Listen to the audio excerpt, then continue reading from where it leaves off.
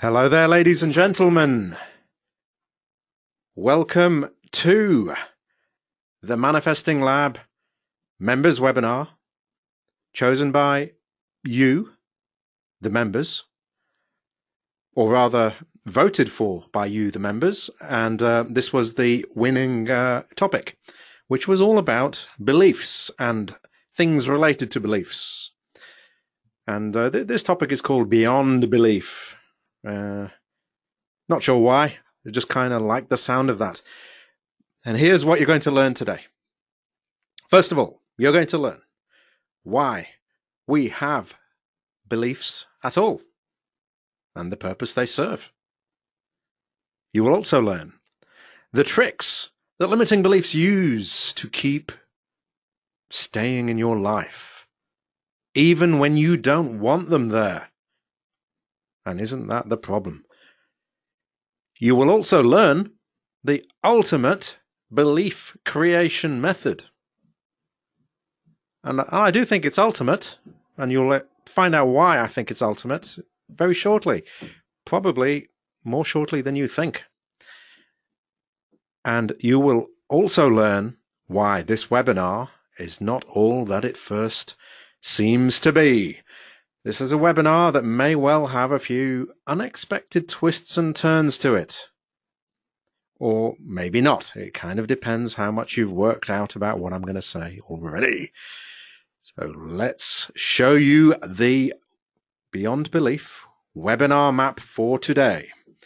And for those of you who've been to these things before, you already know what this webinar map is all about.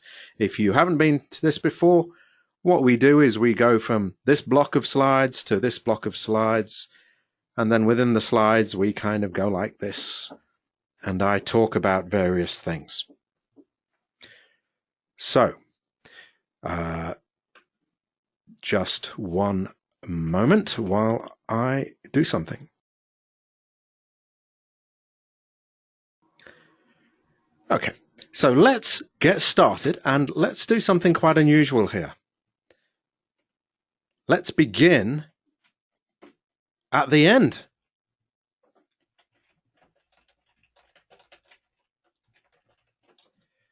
Now, what do I mean by that? Oh, just one moment, please. I've got a little bit of an interruption.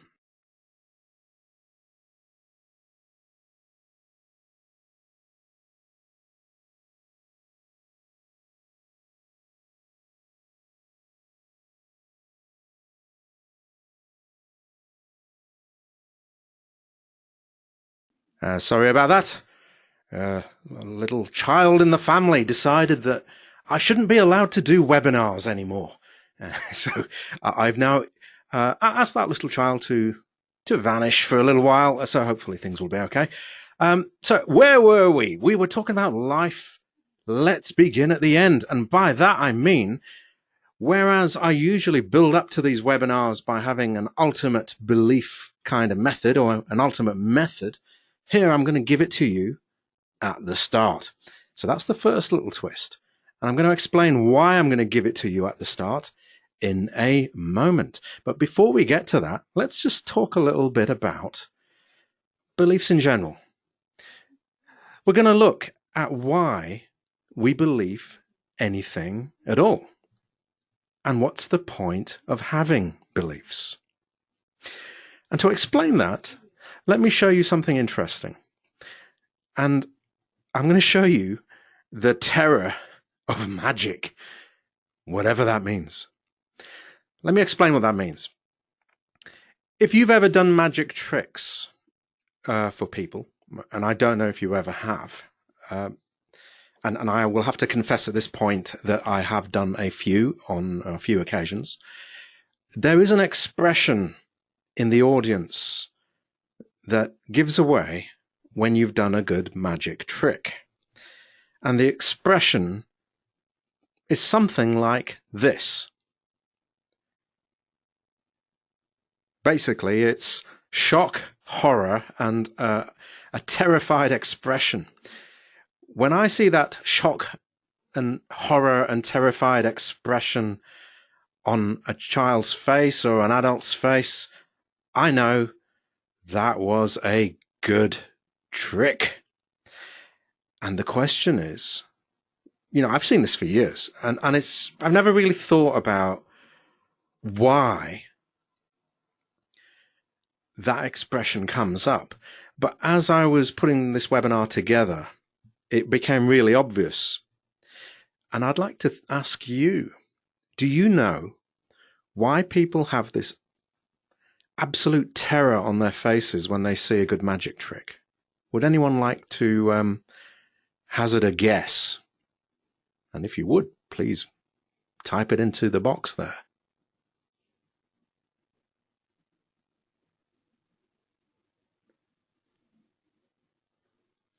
Yes, and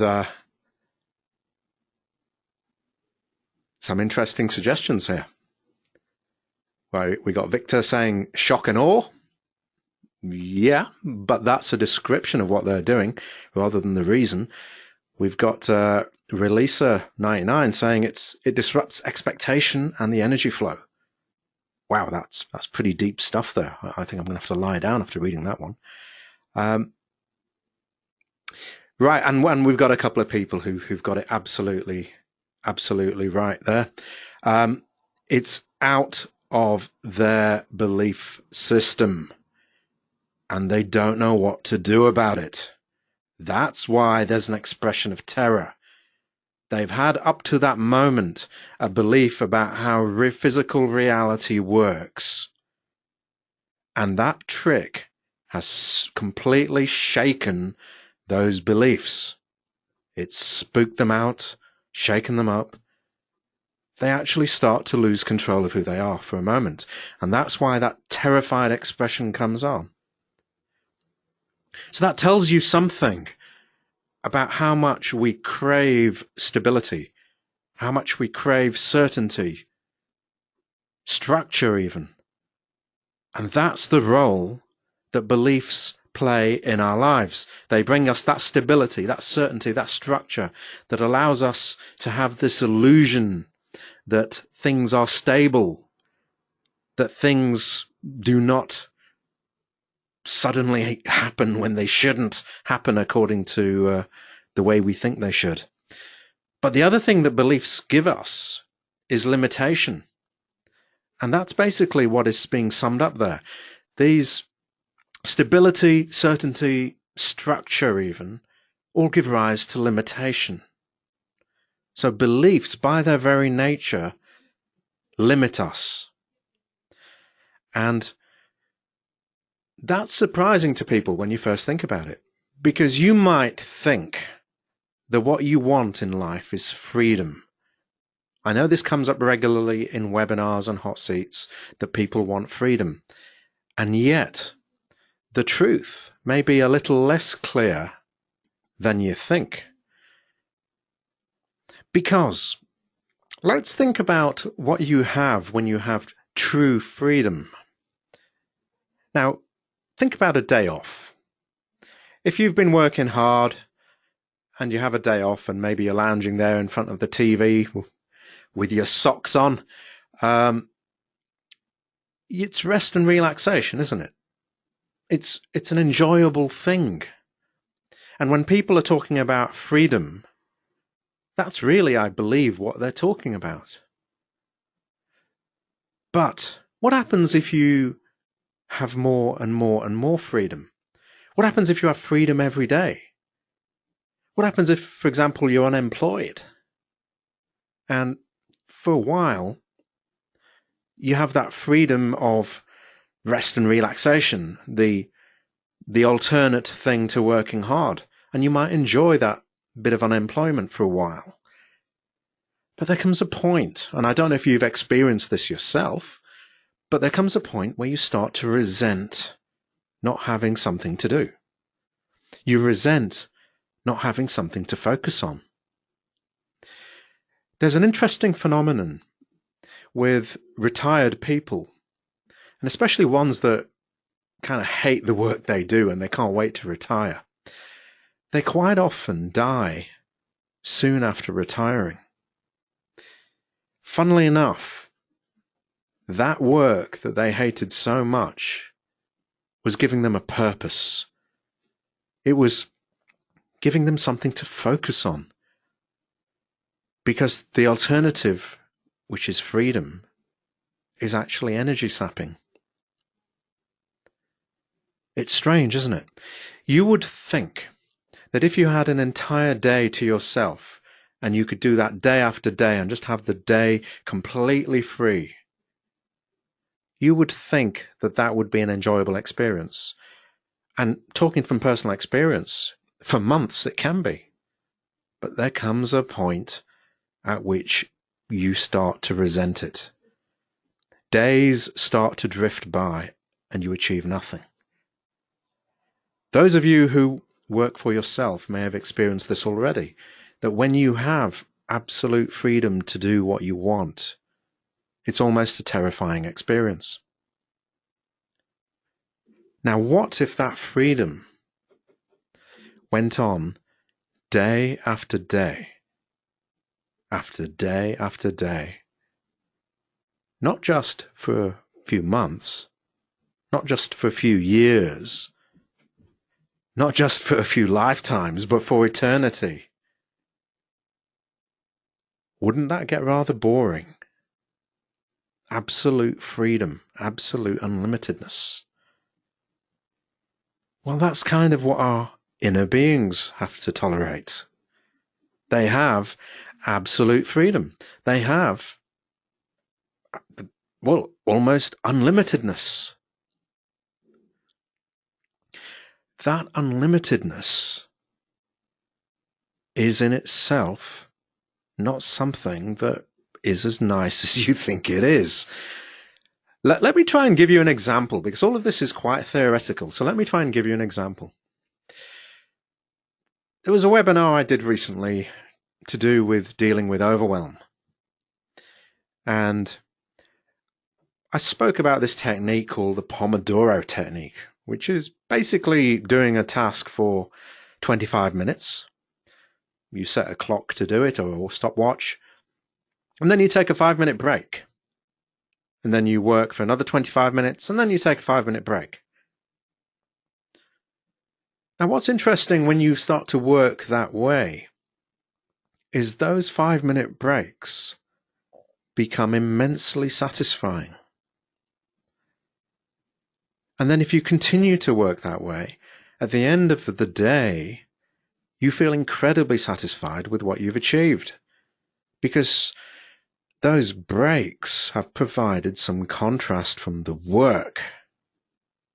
They've provided some satisfaction. They provided a sense of accomplishment. Yes, you focused during the 25 minutes, but if you had carried on beyond 25 minutes and focused for hours on end, it would get boring and it would just drive you nuts. But having these breaks of freedom, they become immensely satisfying in relation to the limitation of the 25 minutes of focus that you're forced to do. I hope you're starting to get the idea here. If you had a full day of drifting along doing nothing, and I'm talking about months of doing this, not just a day off, that would sap you. It would completely almost turn you into a vegetable. And I know because I've been there. Now, if you haven't experienced this for yourself, you're probably having some doubts about what I'm saying here. But I'm telling you, unlimited freedom really is something you didn't want. And if you extrapolate that to your inner being that lives unlimited lifetimes, you can start to understand why we would focus into this physical reality. Because experiencing limitation is fun. You chose to experience limitation because unlimited freedom gets boring. It's the limitation that brings you something special in your life. So this is why we have gone to so much trouble. This physical reality, you could say, has gone to so much trouble to give you these limitations of beliefs. Beliefs add structure to the unlimited. They make the unlimited limited. And in that way, they bring a continuity to the physical platform that we live in. So what I'm saying is, it's really all about this thing called contrast, which Abraham, I'm sure you've heard endlessly talk about. But this idea that too much of anything is boring. Variety and interest in life come from contrast. And that's symbolized by this Chinese yin-yang symbol. Positive, the negative. Day, night. Up, down. So what beliefs do, the purpose that beliefs really serve, they provide the contrast against your unlimited nature. It's limited versus unlimited. Without these beliefs that we kind of get upset about, these limiting beliefs, we wouldn't have a physical reality that would give us so much interest and variety. So I've thrown out a few thoughts there that I hope you're starting to think about these things in a slightly different way than you might have done at the start of the webinar. But let's just take this a little further. Let's look at the building blocks of these mysterious things called beliefs. How do these things get built? Well, the clue is here in the title, Habit and Belief. Now, here's a quote from Abraham. It's not a direct quote, but it's something that they basically express endlessly. A belief is a thought you keep thinking. Now, here's another quote. Again, it's not a direct quote, but it's an expression of the principle from Bashar, who is another channeled entity similar to the group that call themselves Abraham. And here Bashar says, once you've consciously identified a negative belief, you are now only doing it out of habit. So what's going on here? We have Bashar hinting that beliefs, or at least beliefs that we are holding on to beyond being conscious of them, are really habits. And we have Abraham saying a thought you keep thinking is a belief. But isn't a thought you keep thinking just a habitual thought? So aren't we back to the idea of habit again? So I hope you can see there's a very strong correlation between the idea of habit as relating to thought and the idea of a belief. And what a habit really is a momentum of thought, a thought that is sort of rolling along the road, you could say, in a certain direction, and it's getting faster and faster and faster. And the thing that's making that thought go faster and faster and faster is our attention upon it. Like Abraham say, it's a thought you keep thinking, but it's this thing called the law of attraction that keeps adding more momentum to that thought. So this is starting to give us some clues, I hope, about how you can create beliefs. I hope you're starting to see that there is a bit of logic going on here when we start to get into belief creation, which we're going to do very shortly. But just before we jump into the belief creation bit, I always find if you want to learn how to do things well, watch people that can do them well and watch what they do. And so if we want to learn how to build beliefs really well, and I'm talking about beliefs that are not typical beliefs, beliefs that stand out from what most people believe, then we should look at how groups that are able to do this do it. And there is a certain kind of group that seems to do this stuff really well. And we tend to call them cults. Now, I'm not being judgmental, first of all, about what a cult is. You know, a cult is almost, the idea of cult is used almost as a derogatory term for any school of thought that you don't agree with. But what I'm using cult in the sense of is, how does a group create an island of thought, an island of belief, separate from the main beliefs of others? Because that's what we call a cult. People who have beliefs that are different to others. And obviously, if those beliefs are beliefs we don't agree with, we call them a cult. Otherwise, we might call them, I don't know, the government or the political party. You know, whatever you want to call a cult, you can call a cult. But how do they do it? Because there's something to be learned from how they do it, and how they do it so well. And what they do, as I've hinted at already, the first thing they do is they practice their thoughts. So you'll find at the heart of every school of thought, or cult as I'm calling it, you'll find a belief system.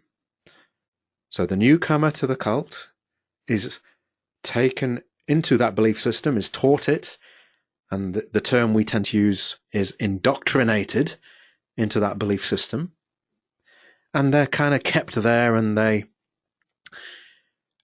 keep having it repeated, and they repeat it and repeat it and repeat it until it becomes a part of them. But there's still a problem there, because if that person learns this belief system and then goes out into the rest of the world where they have a different belief system, that belief system may not endure, because now there's contradictory beliefs. So it's important for any cult-like organization to have some kind of segregation going on, whether that's physical segregation, as in you live in a camp where the other cult members are, and so that's separated from the rest of society, or these days we have online segregation. So we have communities, closed communities, where people can discuss their own belief systems and say how bad everyone else is with their belief systems. The internet itself is a very powerful expression of law of attraction. So people are very often grouped together there by their belief systems. Now you can see this happening enormously powerfully these days with politics. Politics these days seems to be very, very cultish. You may have noticed. And this is what's going on. You will notice the people who ascribe themselves or ally themselves with a certain political point of view will only go to certain discussion groups where they talk about that point of view from a positive way and attack every other point of view. Or they might watch television programs or television channels that support their point of view.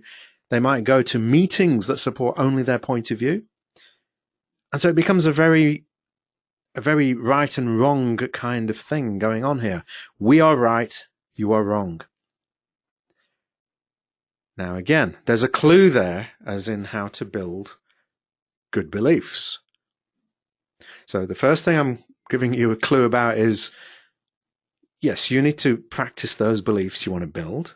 Now the next thing is you need to have some sort of segregation so that you're not those beliefs you're building are not infected by the other people's beliefs, because you want to build those beliefs for yourself. So I hope you're starting to see that there is a very methodical way you can build belief. And all of you, as followers of the cult of Stingray at the Manifesting Lab cult, will know that this works really well, because you yourselves will probably find it quite difficult to talk to other people about what goes on in this place, because you have been indoctrinated and you have been segregated. So I'm applying the same cult approach that works so well to you guys as well. So I hope you're proud of yourselves. But anyway, no, I'm not being that serious. You know I'm not being serious. Don't quote me. So that then naturally then brings us on to, since we've laid the building blocks, it brings us on to the ultimate belief creation method. Now, as I said, this webinar is a bit weird because I'm going to give you the ultimate method first. But I'm going to give it to you first because it's so obvious, and because it's basically something that every single one of you who have been with the Manifesting Lab has already been exposed to. And I hope now, having laid a bit of foundation, you'll understand why it is the ultimate method